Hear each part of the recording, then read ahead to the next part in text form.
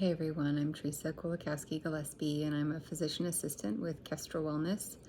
I'm also a mindfulness meditation teacher. And in my last video, I was talking about the vagal nerve and kind of where it is located in the body, what it is, and I just want to continue to further this discussion because it's such an important nerve in our health and well-being. So the vagal nerve is the 10th cranial nerve. So we have 12 cranial nerves, and they're cranial nerves because they're coming out of the base of the brainstem, and they have different functions in our bodies.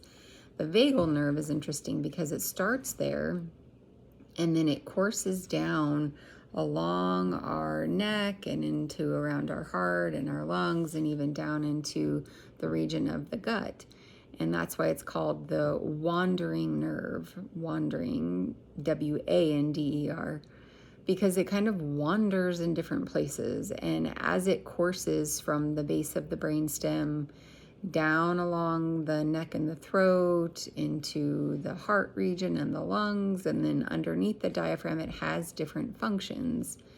And so this is why it's so important in our health, is because it is a big nerve and it has a lot of different functions and is involved in a lot of different important roles in our body.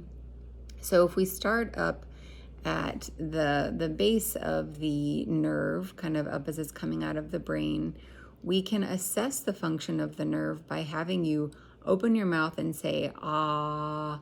And that 10th cranial nerve is what allows the roof of the mouth to raise. And so if you don't have that, then there's issues with the motor function of the nerve. Sometimes one side can raise and the other side maybe not. We can also test your gag reflex because the gag reflex is part of vagal nerve function. We can also look at something called heart rate variability. And I'll talk a little bit about that when I get to the structure around the heart. So courses from the base of the brainstem has some involvement in the gag reflex and raising the back of the throat. And then it courses down and there's branches off of it that are called the recurrent laryngeal nerve.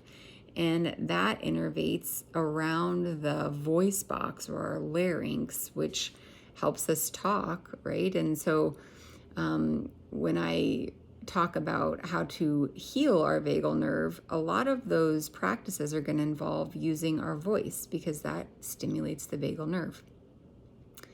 Then as we further course down through the nerve, as it innervates our heart, this whole concept of heart rate variability, meaning the variation between heartbeats. So kind of the space between heartbeats.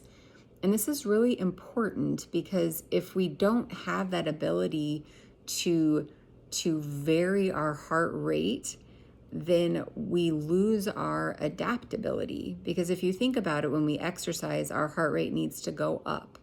When we're resting, our heart rate should be lower. When we're going from seated to standing or lying down to seated, our heart rate has to change in order to change where we're, like the dynamic of which we're pumping blood. So having heart rate variability is very important to general health and our ability to adapt to stress. And we find that in people who have had vagal nerve issues because of either emotional trauma or maybe gut infections or systemic infections or just chronic stress, that heart rate variability is less and less.